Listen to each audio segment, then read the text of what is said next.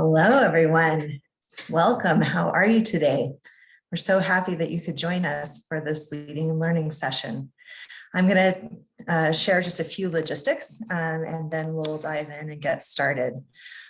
First of all, the session is being recorded. You saw that when you joined, so just be aware of that.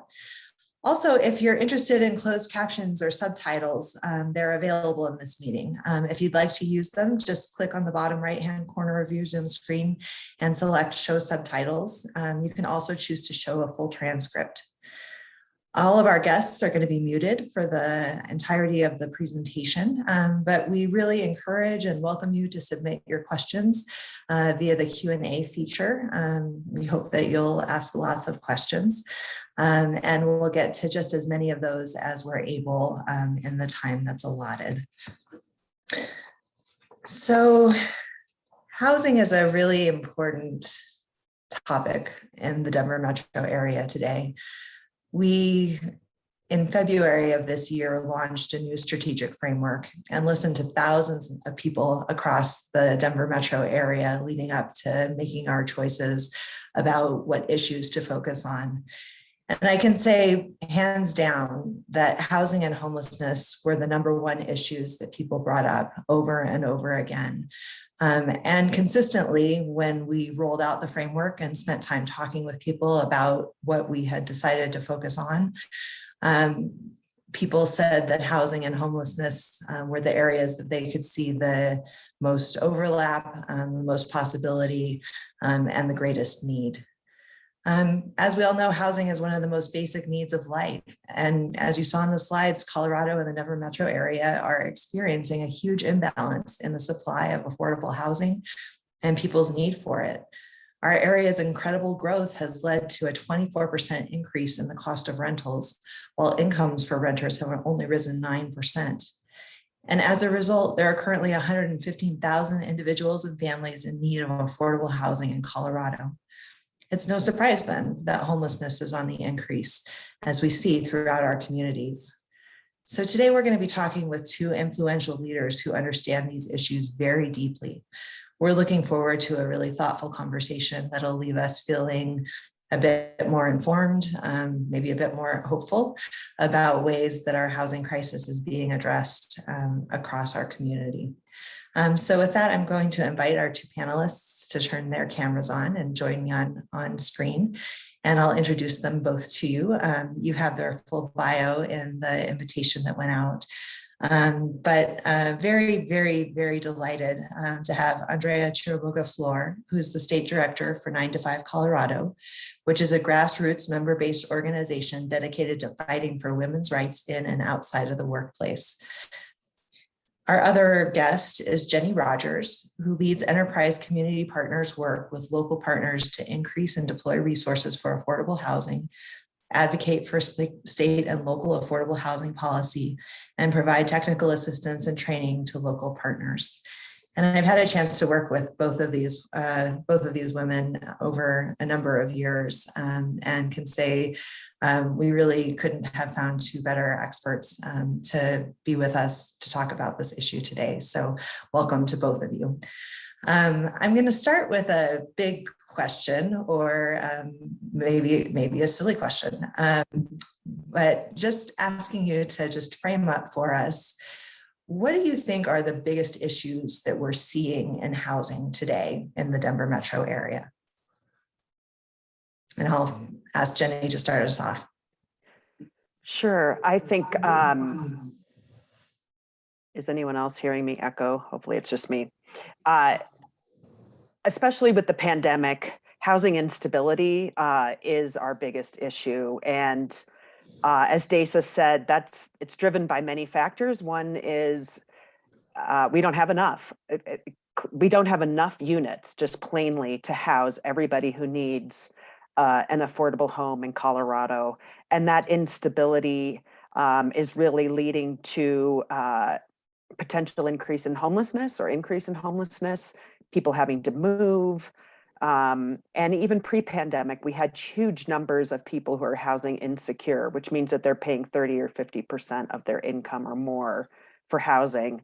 And that housing instability due to the pandemic and due to our lack of units has also led to displacement in areas of change because of gentrification and household instability. So I would say that those are our biggest issues. Great. What would you add to that? Hey everyone. So I think, yeah, there's a lot, but the fact that housing is so incredibly commodified in Colorado and in our country really makes it so that there's no narrative around housing being a human right, even though we know it's a basic necessity. So I think, you know, there's needing a huge culture shift in the way we think about housing and who deserves housing. You know, our institutionalized racism has, like, there's legacies about redlining that still lead up to where folks are today, or practices where folks are left out of housing because of where they come from, their demographics. So for example, like, we've had folks who are asked for their papers when they're like applying to housing or living in their homes as like sort of a threat for folks, or people being discriminated against because of their race. And so I think those are a lot of different pieces, but part of it too is we have these new laws that we passed in the last 3 years, especially, that are really innovative, I think, and some of them have been led by Enterprise and 9 to 5.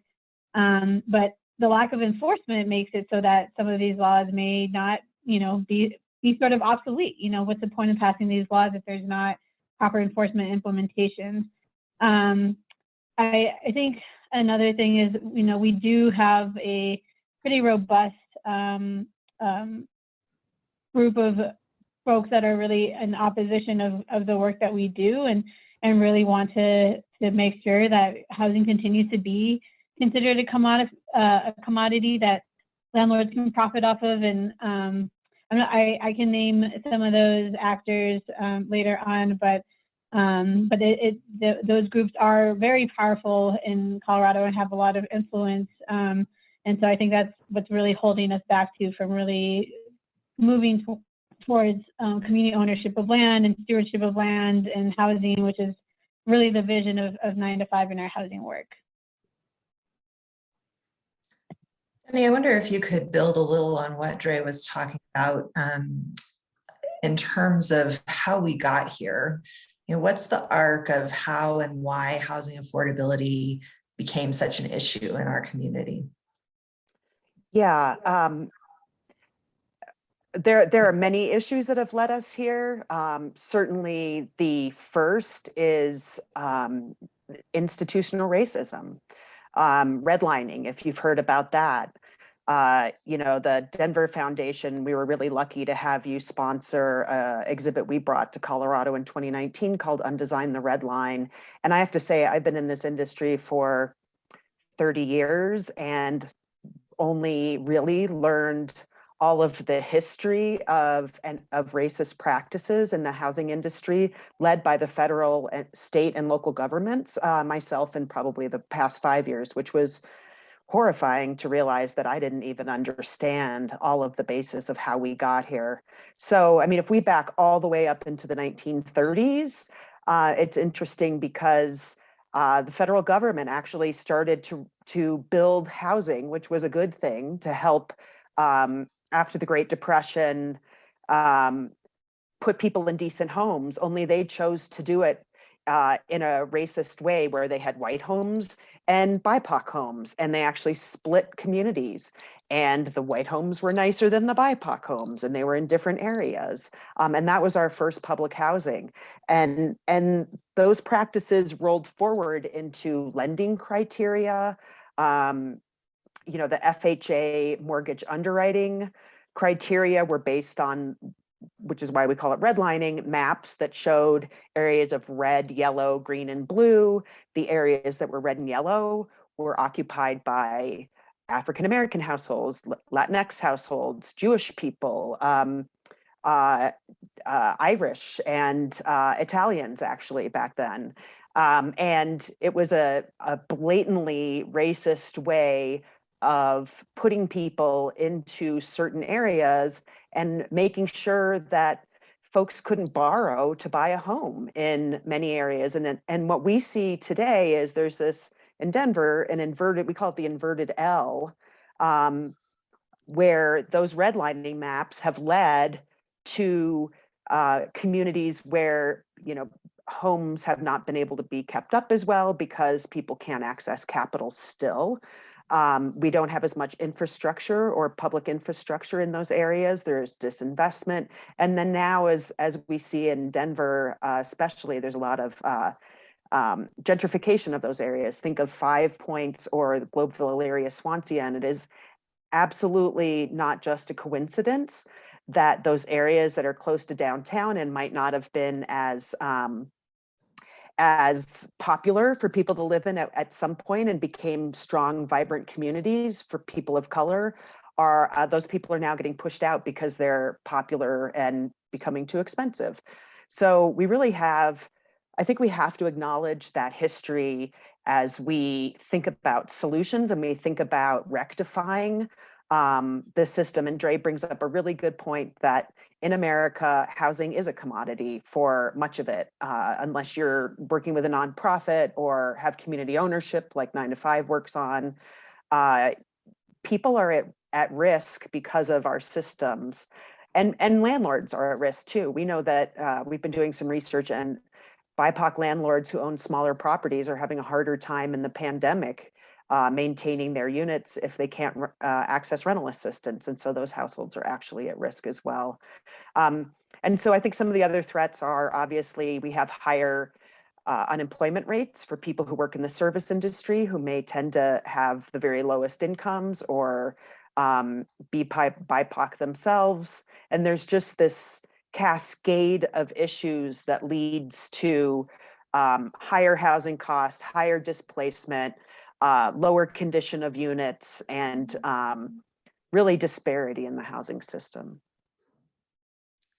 Trey, what would you add? Redlining is, this very clear example of racial inequity. Jennie mentioned a few others. What are some things that you're seeing that are examples of racial inequities that help create this picture?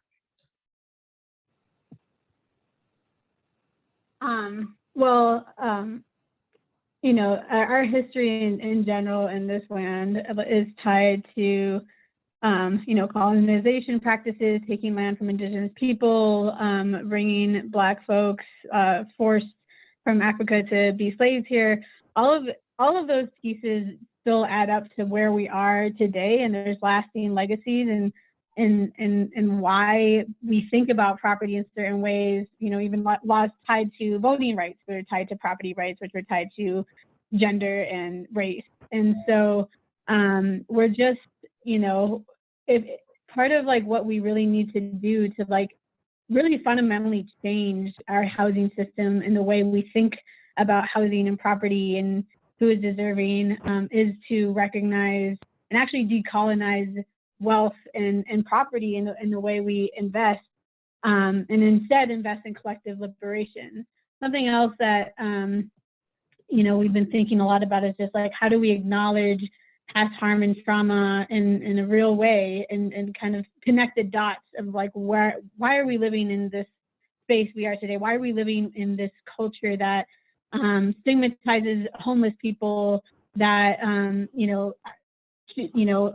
determines whether or not people can have affordable and stable housing, and healing from that. And some of that includes reparations. Some of that includes doing some deep healing work within community, so that there's more trust. And then, something else that that I mentioned before is community stewardship of land. And we use stewardship now more than ownership, because we do believe that this is a collective responsibility, and that kind of culture and mentality is really what keeps communities safe and secure and stable.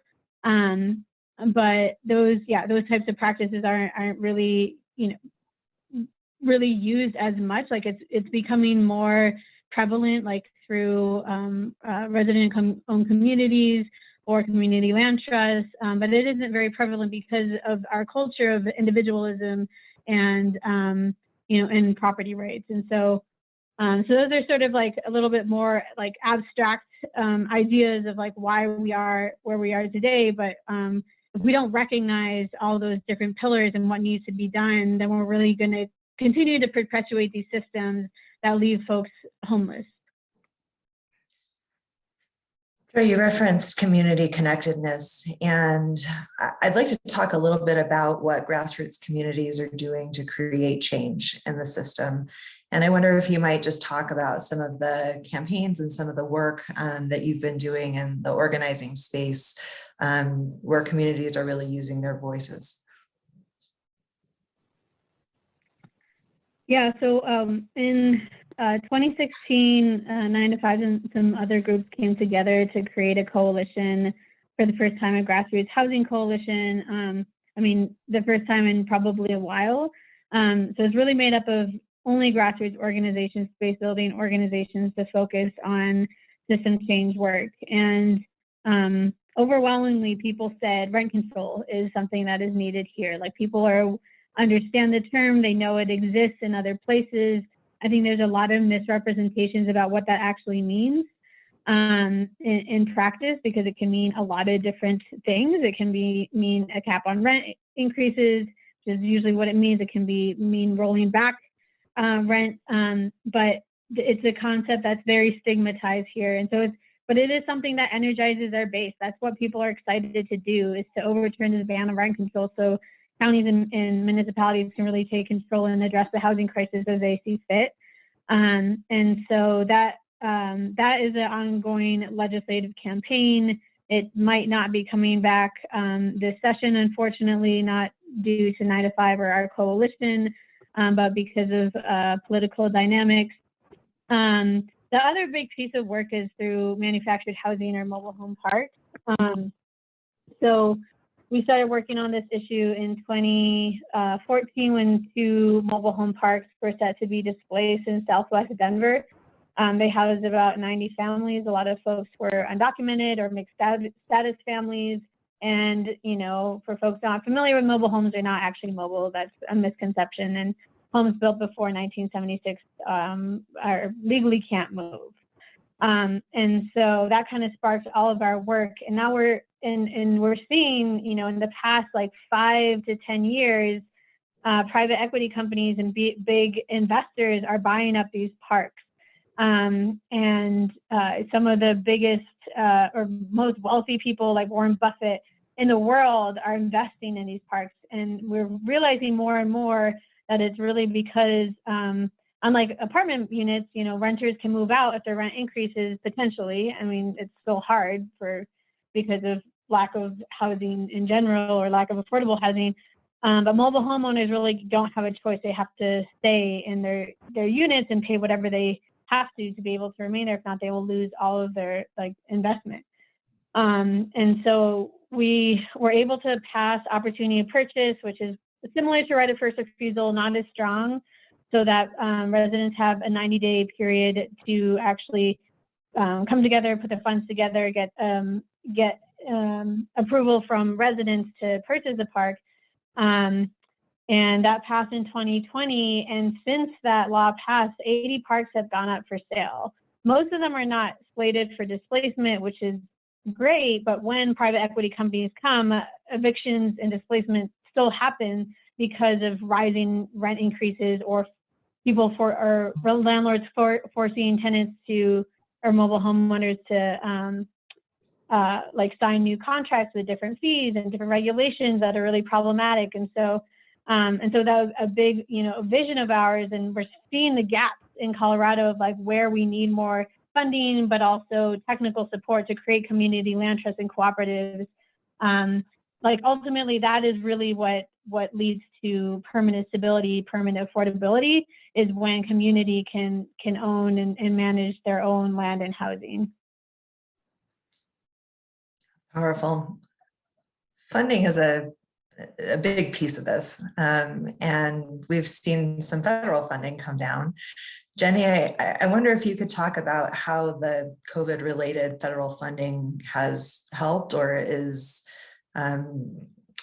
inserting itself into our housing crisis, and what you see the long-term impact being.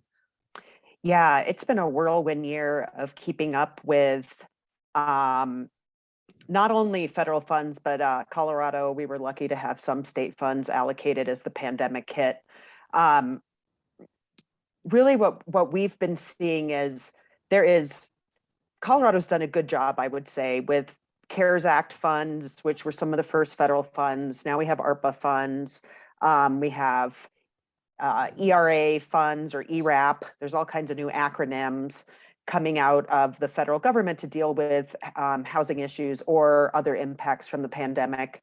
And it seems like the state is being flooded with money. And we also at the same time are lucky to have finally, after 30 years of advocating, passed some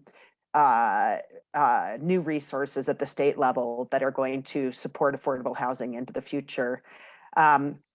But for instance, all of the CARES Act rental assistance funds that came in to really help people pay for their rent as they lost jobs and had to stay home because of the pandemic, those are all gone. So we have spent an incredible amount of money and needed it. We need more for rental assistance to deal with the fallout from the pandemic. There are so many households who are unstable. There are still a couple tranches of those funds. There are lots of news reports nationwide about how those funds aren't getting out the door. Colorado's kind of in the middle of the pack for distribution. And we and a lot of partners, including to Dre's point about really hearing from community, including a lot of community organizing groups, have been advocating directly to the state to increase the payments coming out of those resources, because start off the timelines between when someone might apply for a resource and get it were extremely long, and in the meantime they were at risk of being evicted if an eviction moratorium lifted, which it has. So those funds are available. They'll probably be around maybe through the next year. One of the really important things to work on with those resources, and one of the things that has just really been highlighted with the extreme need and pressures on the system, I would say, is that communities of color, people who don't speak English, people who aren't documented, people who don't have access to great technology, there are huge barriers. People in rural communities, there are huge barriers to people accessing those resources. And we need to make sure, as they're rolling out the door, that there's support within community and for community organizations like 9 to 5 and others to reach people and make sure that there's equitable access to those emergency resources. Because we know from the past, we know it could be easy to push money out the door, but it's not easy to do it in an equitable manner. And then there are also at the state level, Colorado is distributing about $500 million of ARPA funds, which is the latest big tranche of federal pandemic response money for affordable housing. There's a task force and it's called a sub panel working on recommendations for those allocations right now. There are many competing priorities. There are a lot of voices at the table pushing for a variety of uses, including mountain, a little bit higher income workforce housing. There are many advocates like us saying we need to use those funds to serve those who have been most impacted by the pandemic, including people who are facing homelessness, building more permanent supportive housing, providing services in housing, and really digging in on the very lowest income households. And the reality is that while there's $500 million allocated towards housing, there's so many years of need behind that's backed up, which is why we have such a high level of housing insecurity. Those funds will be gone before we know it. And they're going to be impactful, and it's very important for us to plan wisely and strategically and be good stewards of those funds. And they will help us meet need, but need has risen during COVID. And so, I think we look and we're like, oh, the government has a ton of money, but there's really still a place for philanthropy, for other funders to be at the table. Some of the places that we've seen gaps is our nonprofit partners. If they want to build a program or build new housing units, they need to be able to staff themselves up, and those federal resources aren't necessarily going to pay for those things. We know that community navigation is key. Those federal resources aren't necessarily going to community navigation. So for instance, we've been working with some funders on making sure that community navigating organizations have operating funds and can pay their staff to be on the ground to work with people so that they can access housing. And one of the other things that we are worried about and feel like there's a need for is building capacity throughout the state to be able to deploy resources to housing programs and housing production. So we have nonprofit organizations and housing authorities across the state that are very dedicated and determined to meet the needs in their community. But if they don't have the staff, if they don't have the training for their staff, if they don't have pre-development funds, if they don't have investment from philanthropy and other places to try new things, innovate on the ground, and be able to scale those new tools and innovations, we're not gonna meet our needs, and we're not gonna be able to use all those federal funds that we have. So we feel like there's we have a real opportunity right now, but we need to be really thoughtful, and we need to be really supportive of our organizations that are really serving housing needs, especially in the metro area, to make sure that we do all that we can with those new resources. Thanks, Jenny. I appreciate those specifics around ways that philanthropy can supplement what feels like a massive, yeah, of resource, right? And Andrea, I wonder if you have some thoughts about that as well. Where do you see philanthropy having the opportunity to play the largest impact?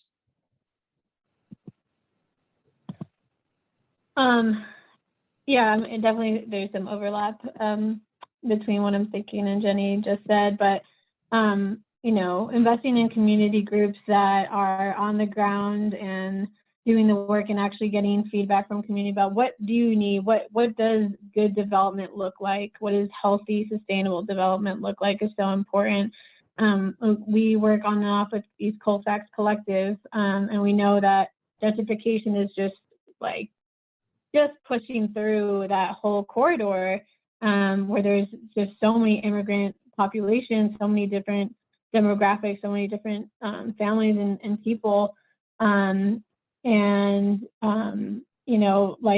Those are the folks that have the solutions, and really recognizing the folks living in these places that are prone to gentrification, displacement as the experts of their community. And if, investing in an apartment complex to create a community land trust, if that's really what folks want and want to do, those are some ways that philanthropy can step in, and also funding the groups that are helping to facilitate that process as well.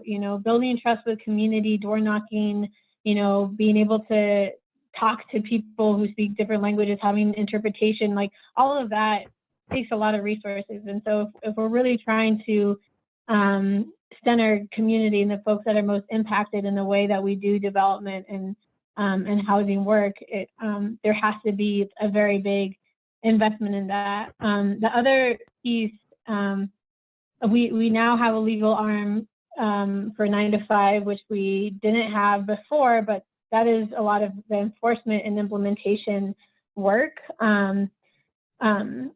So some of the work we're doing is impact litigation. If you Google Mint Urban Apartments, or I think it was Summit in, these are some of the class action lawsuits that we've started to maybe eventually turn into taking land and housing back from corporate landlords that are abusing their power and taking advantage of residents, especially folks who maybe don't speak English, or are low-wage workers, or folks who don't have access to all their knowledge about rights.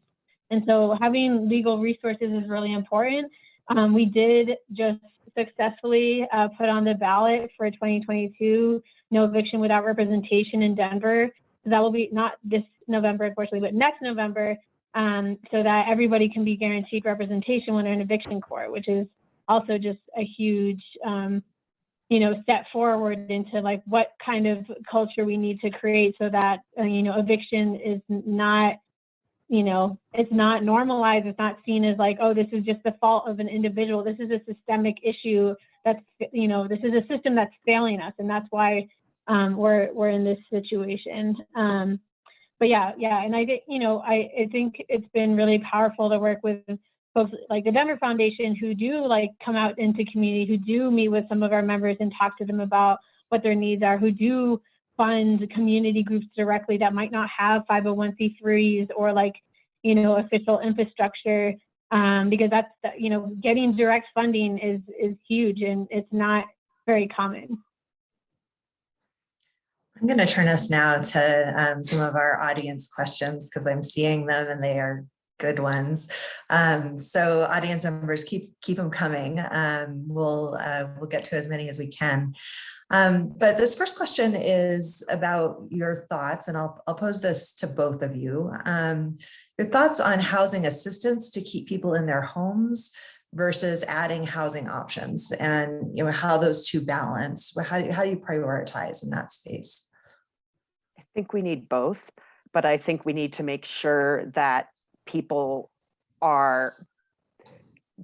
stay where they are. I mean, we need to keep people in place in their homes. The cost once someone leaves a home or has an eviction on their record, to get them back into housing, not only in dollars and in public investment, but in impact to that family or individual, is huge. And so housing stability to me is a priority, but we need both. We need to be able, people are housing unstable and we're having to use emergency measures to keep them in place. We need what we call upstream strategies. So we need things like, we need more development. We need to make sure that people have a place to live that is affordable. We should be thinking about strategies like universal basic income, reparations, more subsidies for childcare, more housing vouchers, all kinds of upstream strategies that would keep us from ever getting to that extreme situation where someone, like Dre said, eviction just shouldn't be on the table as much as it is. It should be something that we get to only as a very last resort, and then we should think about ways to avoid it altogether. So I see it really as both, but housing stability as being really key to keep the people that we have in place. Jerry, what thoughts do you have on that?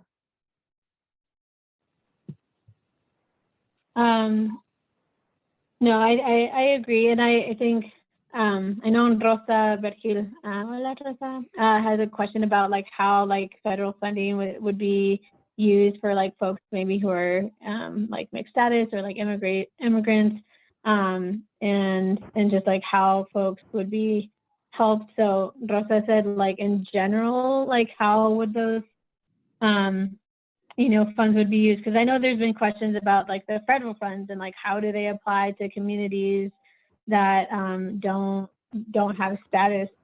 And so I don't know, Jenny, if you have ideas about that. Like the work that we do does, we do, most of the community we work with in mobile home parks are folks that are, a lot of folks are undocumented or mixed status families. And then, but like all these new funds that we've never had before, I feel like it is like a bit more tricky and limited, but I don't know, Jenny, if you have thoughts on that. I agree. I think there was the bill that I'm sure, Dre, you can speak to more eloquently than I can, that passed last year for state resources that means that we don't have to ask for as much documentation if the state is investing in some of the housing strategies that we've laid out. But it's a barrier.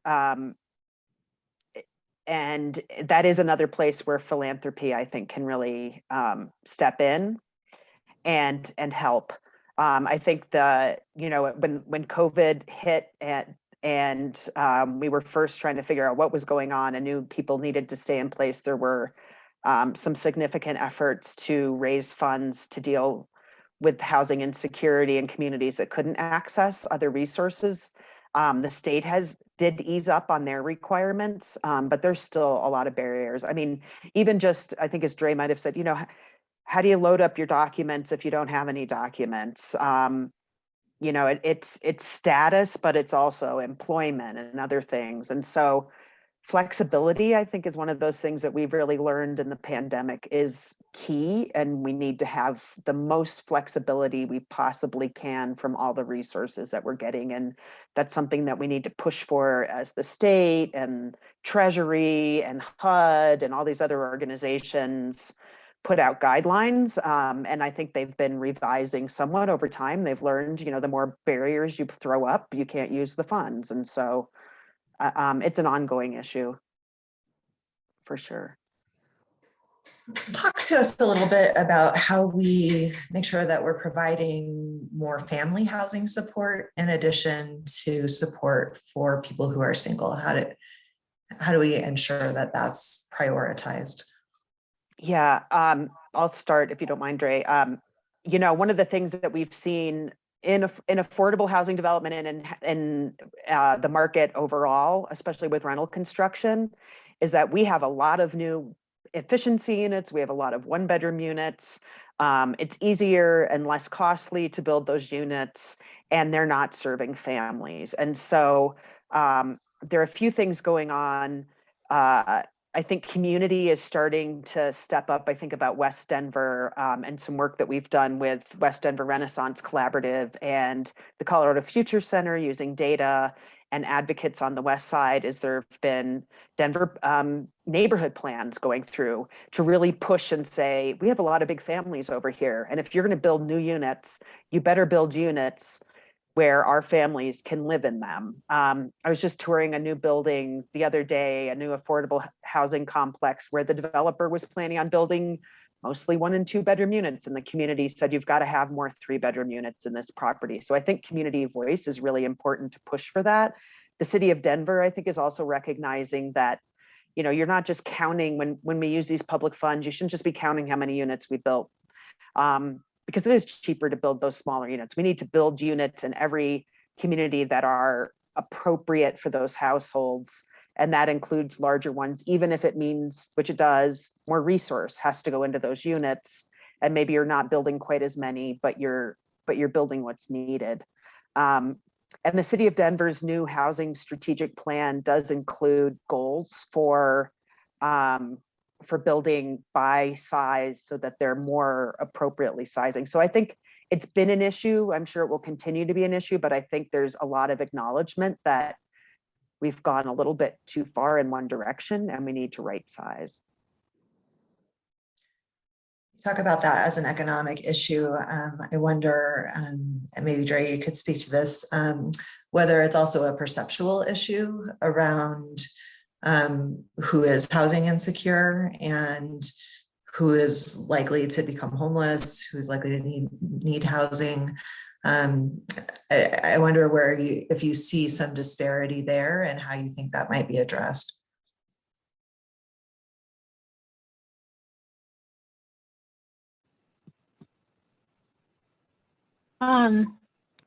Sorry, I'm just still thinking on the question. I don't know, Jenny, if you have anything to add to that. I think that we have more, or I think from data, we have more single moms who have become housing insecure and always had a high rate of housing insecurity, but especially with the pandemic. I think the homeless population is growing with many more families. There are a lot of families that are doubled up. Single mothers tend to have, because they have one income and they often are raising their children on their own, they often have a lot more housing insecurity. And I don't know if there's perception around the need with smaller families more than large families, maybe. But I think that it's in a lot of ways the opposite. I think that, if you have more people to feed in your household and more people to go to the doctor and you got to pay for childcare, your household budget has a lot of strains on it. And that's gonna mean that, it's tougher to pay your rent. And I think sometimes community when a developer is thinking about a project, they're worried about big families moving in. You know, when we think about NIMBY, certainly homeless households, community often fight back against if we're building permanent supportive housing or other projects that might be targeting homeless households. But I have also seen that there's NIMBY against larger units, and that's an issue that we need to deal with. Yeah, no. So I was just thinking about like 2F, the ballot initiative in Denver, and sort of how this plays a role of this perception about, you know, like how big households are ultimately. And I mean, I remember here being in a hearing in Aurora around accessory dwelling units and hearing people really like dog whistle like narrative around like, oh, these like Latino people are having parties, they're gonna like, there's just gonna be too many of them, and like this perception of like, oh, they just live in multi-generational households and that's a problem, you know, like, I mean, blatant racism really, and when it comes to like having, you know, accessory dwelling units and other policies that allow for more folks living in households, and then like, you know, for 2F in Denver, which is really basically repealing rights for folks to live in households who are unrelated, you know, for the LGBTQ community, you know, or folks who just don't live in traditional nuclear families where everyone is related. You know, this also just like is this a huge step backwards, especially when we're living in a pandemic and a housing crisis where people don't have a choice but to live with roommates, live with more people than maybe that they would want ideally, because they don't have a choice, and that's just, you know, a way to survive. And so it's I think something, you know, throughout this pandemic that's just been really disheartening is when these narratives like are actually like even stronger, or like the criminalization of homelessness is even stronger, where like we saw all this like fencing around the Capitol and around all these spaces in the city to keep homeless people out in the middle of a pandemic. And you would think that the opposite would be happening during these times when we know that more and more people are becoming homeless and don't have a choice but to like live on the streets because there's overcrowded shelters, or they're not always safe for people. So it's just, yeah, it's really disheartening to see like steps backwards and like, you know, a culture shift that goes backwards, you know, in spite of all these different barriers that are coming up. This person has a question about kind of how to get started. You know, they say making sure people have access to housing seems like common sense, but people still find a way to object to solutions. So what advice do you have for us as we're going out to our social circles and we're starting to have this conversation with people that may not be immersed and experts in this work? That is a great question. And a great way to compete against some of those narratives that Dre was just mentioning. I think that showing up is a big thing. You know, when there's a project that needs a rezone in your neighborhood, or a hearing at the city where they're going to allocate funds, or the city council is going to decide to put something on the ballot, like Dre was just mentioning, where right to counsel, showing up and speaking up is really important. Writing a letter, talking to your council people, talking to your state legislators. You know, people have a lot of power. And I think, I mean, I'm certainly guilty of this. I think sometimes we get complicit or we don't quite know where to start. And so making your voice known as an advocate is really important, because we can guarantee that the folks who don't want someone there will be at a meeting, will write their letter, will email their council person. And a lot of times we hear, for instance, when the group living ordinance, which we all fought and just worked so hard on, so which is why it's so disheartening to see 2F on the ballot, as Dre was talking about, council people were really hearing a lot from the people against it, and we knew there were a lot of people who were fine with expanding the number of people who could live in a unit, but they weren't necessarily hearing from those folks as well. I also think talking to your friends and neighbors and relatives. You know, if you're in a conversation and you do hear maybe some inaccurate information, misunderstanding or confusion about why we have such an acute housing issue, you know, having a few facts at your fingertips, thinking about your elevator speech or the few points that you really want to make, some of which were on the slides at the beginning, you know, to explain that wages haven't gone up as much as housing costs. People are working and they can't afford housing, even if they have 2 wages. Just even some simple messages, I think, is really important.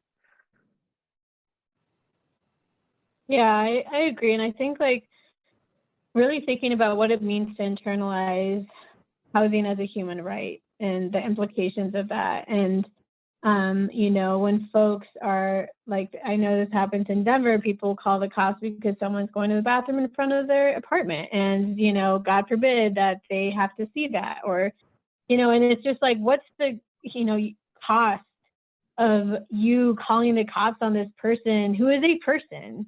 You know, like clearly there's this mentality of like folks who are homeless are subhuman, they've done something wrong, they deserve to be in that place. And so really challenging, you know, maybe your gut feeling or like what people around you are saying about like this problem of homelessness, like this, we have to reframe this as a structural issue. And like, I remember I was living on the west side, now I'm on the east side, but there's this homeless woman at a park and she was just like sleeping under a bench. She was minding her own business. She wasn't, I mean, regardless of what she was doing, she was clearly homeless. And like, this is in the middle of the pandemic and seeing people call the cops on her because she was an eyesore. Like, how ridiculous is it that we justify like aesthetics as a way to criminalize or penalize someone who's going through a really hard time? And so we talked to her, we like took her to the National Western,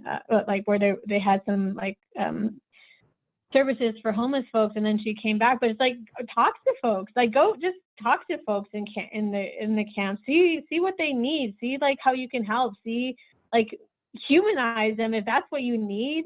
But also just like, you know, challenging folks who really have this like sense of entitlement and this divide between like, I'm a housed person and you're not, and there's a huge difference there. Like, no, some of us are all paychecks away from being homeless. Like, we're way closer to being homeless than being millionaires. So yeah, I think just really humanizing the issue and internalizing what it means if we really want housing to be considered a human right. Can I add one thing to that? Because I think that's a good point. I also think that I have started to do this myself a lot and talking to people. And as I think about the issue internally, I think we have to realize the privilege that many of us come from, and that, you know, that doesn't mean we're necessarily monetary, but so many of us had families who owned their homes, which meant that we had stability, which meant that we could go to college, and perhaps our families were paying for college. I mean, they're just like incremental steps. You know, maybe you didn't have to move all the time when you were a kid. The privileges that we've had in our lives to get us to where, as Dre said, like, you know, hey, I'm stably housed versus somebody else is not, to kind of realize all the things that have led to our stability versus all the things that may have led to somebody else's instability, I think is a good thought process to go through too, to realize why we have the dichotomy in our culture. So for each of you, what are the specific solutions that you're seeing that you feel have legs or are working? What's giving you hope in this context, in this environment, in the face of all these challenges? Well, I think continuing to do policy work like overturning the ban on rent control is needed. And of course, as I mentioned before, enforcement for new policies that do protect renters and folks who are, you know, vulnerable to becoming homeless. And I think like, you know, doing canvassing, door knocking, forming tenant associations, forming mobile homeowners associations, which are very different than normal home associations. I'm happy to talk about that to anyone who questions that or is concerned about that. But you know, building tenant and mobile home resident power is so important. And along those lines, like really what gives me hope is like the members that we've connected with. The one person, Bobby Solandi, he, let's see, we met a few years ago. He actually met our lawyer because he was our lawyer's Lyft driver and got pulled into the organization very quickly. He was living in these apartment complexes managed by Echelon on Exposition in Havana. And he was getting all these late fees and he was getting eviction notices and he was getting all these other fees tacked onto it. And it was devastating. He was constantly in this cycle of debt and had like 7 evictions on his record, not because he was actually evicted, but because if a landlord filed for eviction at the time, it would show up on your record. And he is from Alabama and he's a queer person of color. He just wanted to live in a more liberal space where he could be himself. And that's why he moved here. And he was just absolutely just devastated that his whole vision, his dream just came crumbling down because of our practices here, of things that just happen and there's no accountability. And so we're now part of this class action lawsuit that could potentially cover 10,000 units in Colorado. And even he actually moved back home and now he's in Colorado Springs because he wants to continue this fight. He testified for 1141, a bill in 2020 that would cap late fees, that would have helped prevent him from being in the situation he was in. That bill died in committee. The legislators were really horrible to him and just didn't really listen to him. He left crying. And despite all of this, he's still fighting and he's still here. He came back here because he knows that if he continues to push, this won't happen to other people, what he's been through. And that's really what gives me hope is these residents that just have this tenacity, that have been beaten down by the system and still persevere, and not always because they're this will fix my problem, but because this could fix the whole, everybody else who might have to go through this. That's a really good point. Just to piggyback on that, I work at a more of a systems level than Dre, but to take the same issue of engagement and listening to tenants or residents, community, I hear it more from our local governments, from the state, from our partners who are realizing, I think, that to make good policy, to make good programmatic guidelines, to choose how you're going to spend funds, there should be more conversation with community and there should be more community at the table to make those decisions. We have a long way to go, but I see that we've made strides in the last couple of years, and I think that's really important. Some of the other things that give me hope are, I think our industry, affordable housing industry, has been reliant upon a few funding programs and strategies for dealing with housing need. And I think there's an acknowledgement now that there should be more different types of housing, like ADUs in people's backyards. And we need to be creative with zoning. We need to think about single family zoning. And if we should not have as many areas that are zoned for single family homes because that is an exclusionary zoning policy. For instance, where there are some new financing tools, training, technical assistance support for organizations that are doing smaller projects, micro projects, mobile home park acquisitions, more preservation of affordable housing. And I think there's a more holistic view in how we solve our housing issues in Colorado, because we've been driven to this because of such acute needs. So I'm hopeful that those will start to bear fruit and that we'll start to see some really good examples of how to deal with local housing issues throughout the state in the next couple of years. Excellent. Those are all things to be hopeful about. I'd like to say thank you to our two panelists, Dre and Jennie. Lots of food for thought and very complex issues. So we appreciate you helping to break them down for us and weave together all of the myriad of pieces. I'd also like to thank all of our guests for being with us today. As always, we appreciate your curiosity and your genuine interest in being with us and learning with us and exploring with us together. So we thank you for being here. All of you will receive an email in the next couple of days with ideas of ways to engage on the issues that we discussed today. So that'll be different things relating to policy and reading and organizations. So it's always a good little resource, and we hope that you'll take a look at that when it comes your way. And finally, I would just say, thank you. This is the last of our Leading and Learning series for 2021. We're really looking forward to starting up again in January of next year. And we'll have 2 more sessions focused on the issue areas of the Denver Foundation Strategic Framework.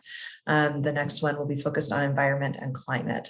So be on the lookout for the dates for those upcoming sessions, and have a really wonderful rest of your day. Thank you.